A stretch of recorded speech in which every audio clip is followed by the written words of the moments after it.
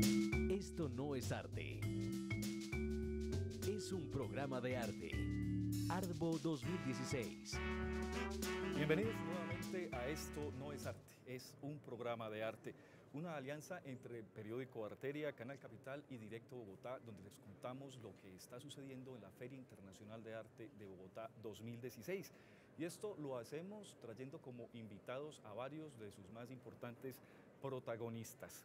Y hoy les tenemos dos personas que sin duda alguna han hecho un gran equipo para hacer una de las secciones de la feria tal vez más interesantes, que no tiene que ver mucho con vender, que vender y comprar también es interesante, pero sí tiene que ver mucho con entender precisamente lo que sucede hoy en las galerías a partir de lo que en años pasados sucedió en el arte. Es la sección Referentes, que fue curada en conjunto por Pablo León de la Barra y por Erika Flores. Pablo y Erika, muy buenos días, muy buenas tardes, porque esto es también por internet y uno no sabe qué horas lo ven. En todo caso, bienvenidos. Gracias, Diego. Feliz de estar aquí en tu programa. Esto no es arte. Muchas gracias por estar con nosotros. Pablo tiene un currículo inmensamente grande que nos costó mucho tratar de reducir. Creo que no lo hicimos. Tienes que leer todo. Creo que no lo hicimos muy bien. Erika no se le queda atrás porque, aunque evidentemente es una mujer mucho más joven que él y que yo, le ha rendido también mucho la vida. Pablo, para abreviar el asunto, es curador del Museo Guggenheim para Latinoamérica, que eso ya de por sí es un cargo del que podría uno hablar eternamente. Y Erika Flores tiene una trayectoria un poco sinuosa en el mundo del arte, en la medida de que empezó por la psicología y terminó especializándose. ¿Cuál es su especialización? Historia y teoría del arte moderno y contemporáneo. Hágame el favor. Este hombre también tiene una historia larguísima y terminó siendo doctor en historia, si no estoy mal, y teorías en Londres. En Londres. Pues este par de personajes se encontraron, se unieron y los contrataron, me imagino, en la Feria Internacional de Arte Artbo para que nos contaran a través de su manera de ver el arte cuáles son los referentes. Es la tercera vez que se realiza esta sección, lo que implica un reto mucho más grande. Referentes, para hacer un contexto, es una sección donde muestran artistas y obras de arte que han sido claves en el devenir del arte que ha producido lo que hoy entendemos. Para empezar estas preguntas, y para empezar este diálogo, ¿cómo deciden ustedes dos encontrarse para trabajar en equipo? Bueno, la invitación fue hecha por parte de Artbo, de la feria, para que yo hiciera la sección de referentes, una sección que ya es la tercer año que realizan y donde revisan artistas y prácticas artísticas de los años 50 a 80 más o menos. Cuando María Paz, la directora de la feria, me invita a hacerlas, yo acepté encantado porque, bueno, llevo mucho tiempo viniendo a Colombia, desde 2001, mi primera visita, antes de que hubiera feria de arte, antes de que hubiera tanto turista de arte internacional viniendo a descubrir los artistas colombianos. Entonces, de alguna manera, me parecía que era un buen momento para unir muchos cabos de diferentes investigaciones que yo había estado haciendo en Colombia. Y pensé que, bueno, que lo podía hacer solo, pero es muy aburrido trabajar solo, ¿no? Y que si podía hacerlo en diálogo con alguien, y que si ese alguien era alguien de Colombia y alguien más joven también, de una generación más joven, que pudiera traer una nueva visión, por un lado una visión local, pero también otra visión diferente a la mía. Creo que no solo me enriquecería yo, pero también se enriquecería el público. Y entonces invitaste a Erika, y chévere porque Erika es de Cali. Sí. O sea, no es del centro, con las mismas historias que son muy válidas, pero que de pronto pues, Cali es Cali, vemos siempre lo mismo. Sí. ¿Cómo recibiste tú esa invitación?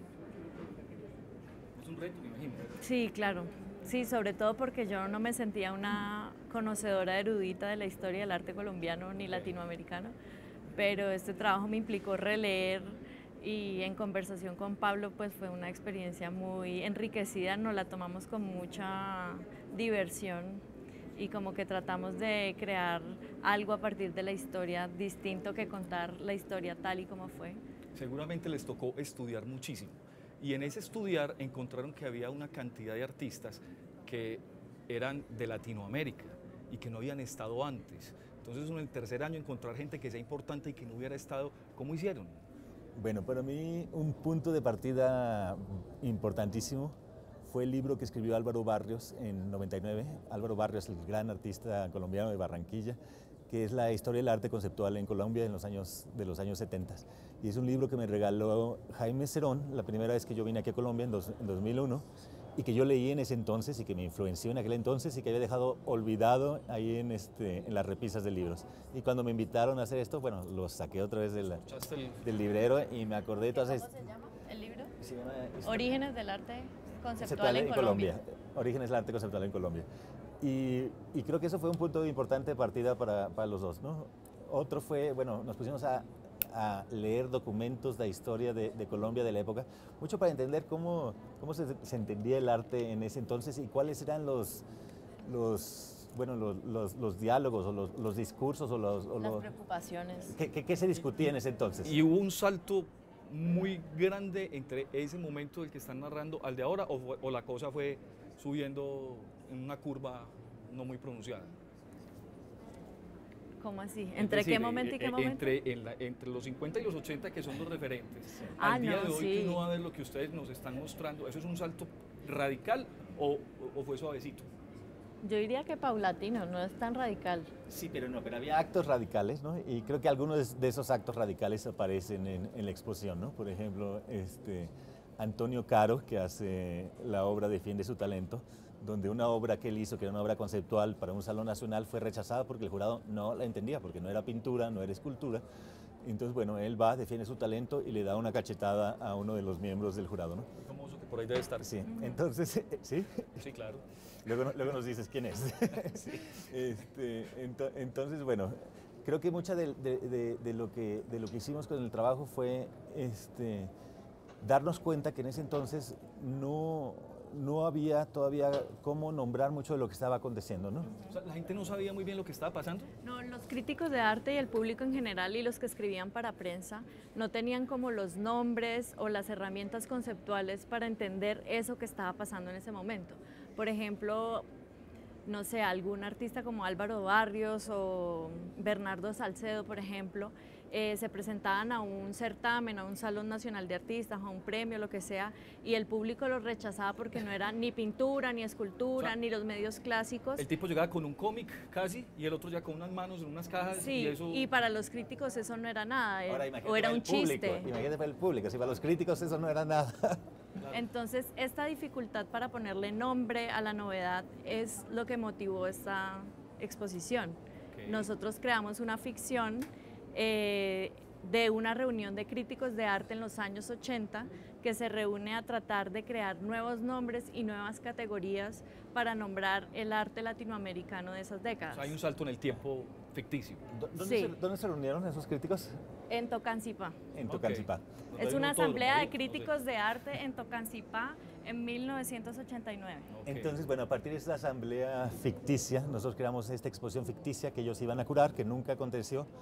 No sabemos bien por qué, no sabemos si la situación en Colombia en aquel momento no permitió que pasara, si no hubo dinero, si no levantaban dinero. Entonces, bueno, recreamos tanto aquellos diálogos de aquellos críticos ficticios, y aquella exposición que no aconteció, ¿no? Entonces, la idea de poner en diálogo todas estas diferentes propuestas, pero sí también acompañar al público, ¿no? Empezar por un lado, si uno entra a la exposición, entras con las pinturas de Norman Mejía, ¿no? Que es una especie de realismo místico, digamos, y por otro lado por Jorge Riveros, un geométrico abstracto colombiano, ¿no? Eso te iba a preguntar, hay cosas muy diferentes. Ustedes van a ver cómo van a encontrar, por ejemplo, no sé si nombrar escultura o instalación aquella que genera calor.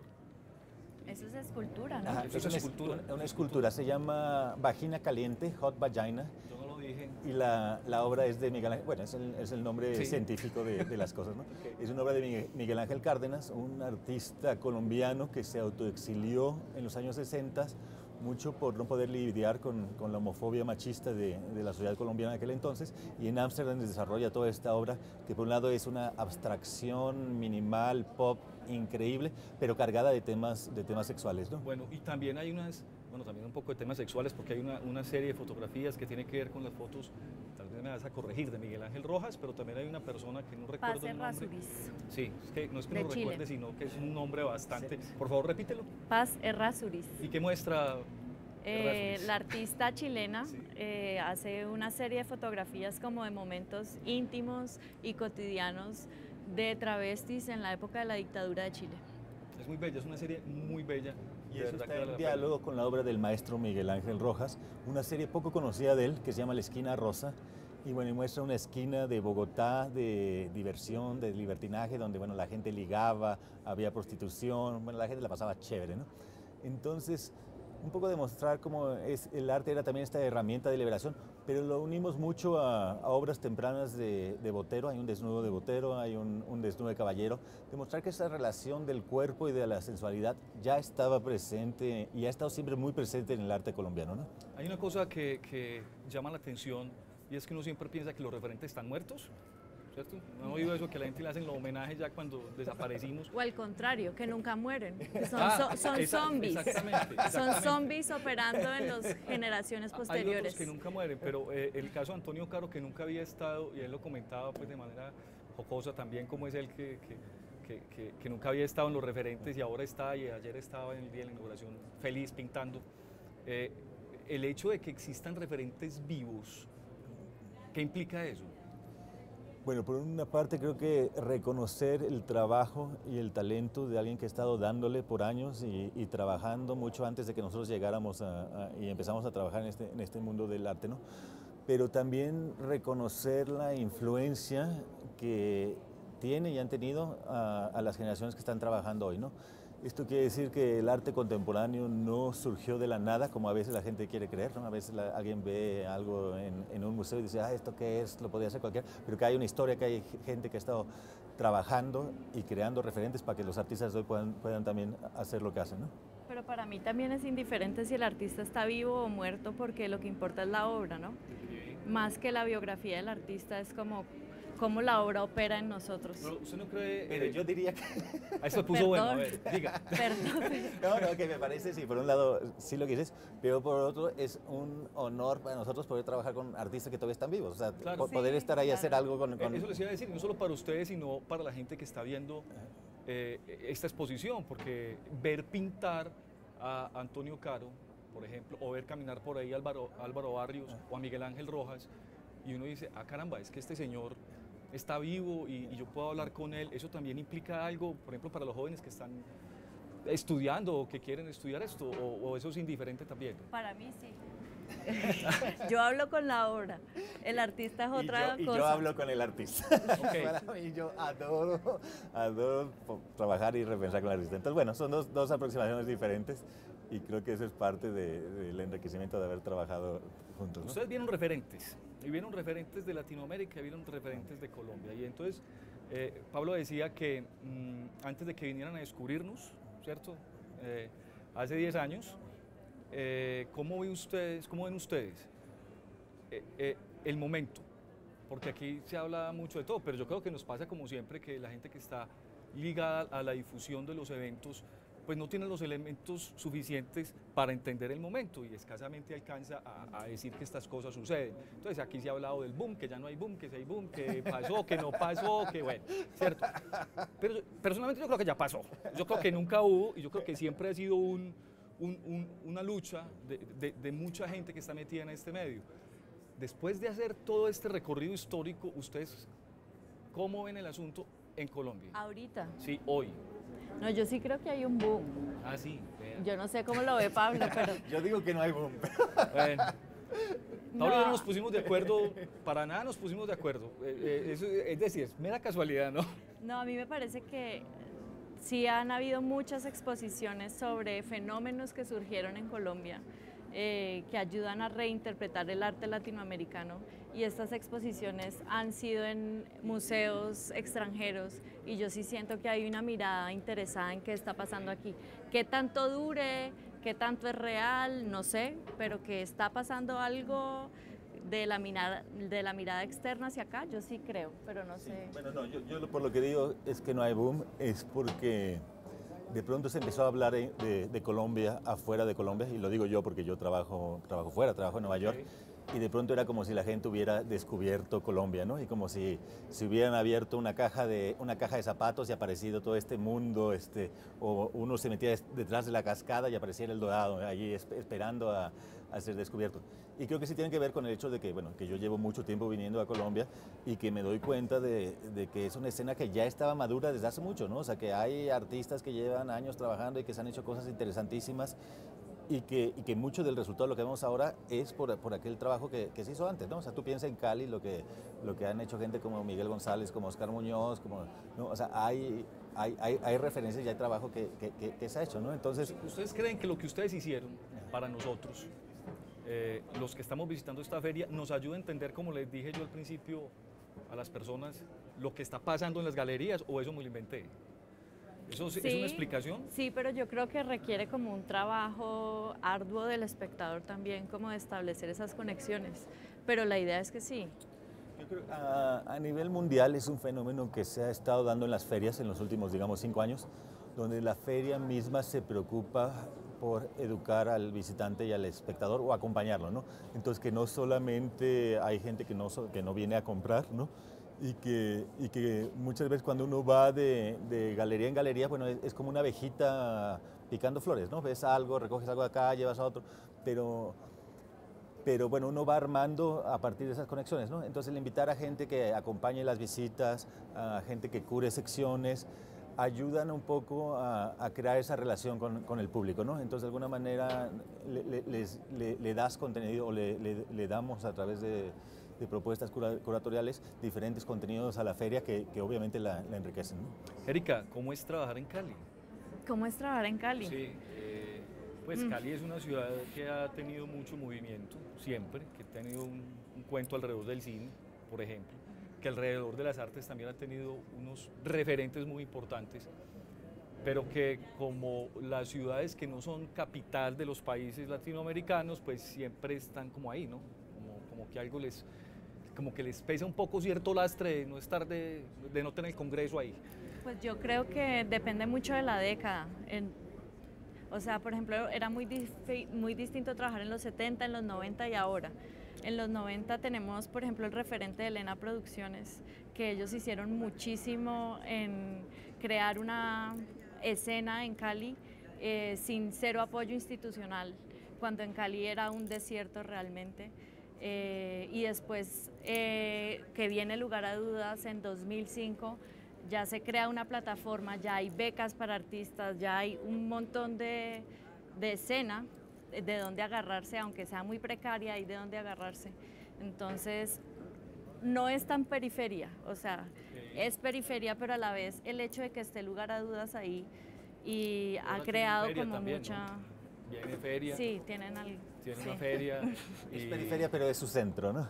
Sí, es raro, es una No, periferia Bueno, y está la especial. tertulia que Sí. ha tenido una colección importante. Sí, sí, en los últimos años la tertulia ha tenido como una reanimación importante. Pero la gente de vos, ¿cómo la ves? A los más jóvenes, que ¿hay unas ganas o estamos muy preocupados por allá? No, yo creo que hay mucha fuerza, hay muchas cosas pasando chiquiticas. Pero fuerzas visibles. Sí, fuerzas visibles. Lo que pasa es que duraderas, no sé, pero hay mucha fuerza, se siente mucho la necesidad de crear las propias plataformas. Voy a hacer la misma pregunta a Pablo, pero extensiva. Como Pablo, me imagino yo, según lo que me dijo además, debe pasarse de país en país buscando en qué va el arte. ¿Cómo ve usted el arte de Latinoamérica? Mira, llevo 15 años trabajando en Latinoamérica y creo que lo que me he encontrado es que hay una diversidad de escenas súper interesantes, pero muchas veces desconectadas, ¿no?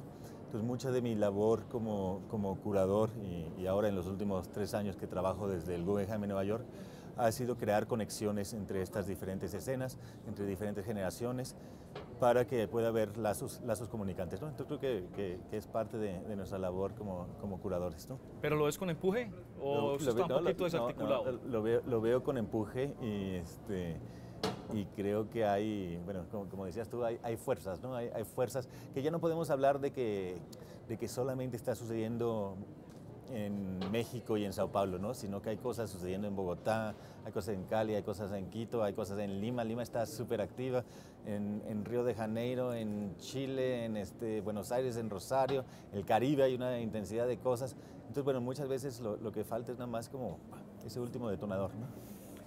Bueno, Erika Flores, Pablo León de la Barra, muchas gracias por haber estado con nosotros. Dieron una clasecita como chévere y nos dejaron como con ganas de ir a ver qué fue lo que hicieron. Yo ya lo vi, lo voy a volver a ver, me pareció muy bonito, me pareció muy evocador y de verdad que les agradezco el haber estado en Esto No Es Arte. Ustedes hicieron posible que fuera un programa de arte. Gracias, Diego. Gracias, Y a ustedes Diego. muchas gracias y vuélvanos a pillar cuando tengan tiempo en las redes sociales y en nuestros diferentes sitios en la red, en este programa que realizamos el periódico Arteria, Canal Capital y Directo Bogotá durante la Feria Internacional de Arte de Bogotá, Arbo. Gracias. Esto no es arte. Es un programa de arte. Arbo 2016.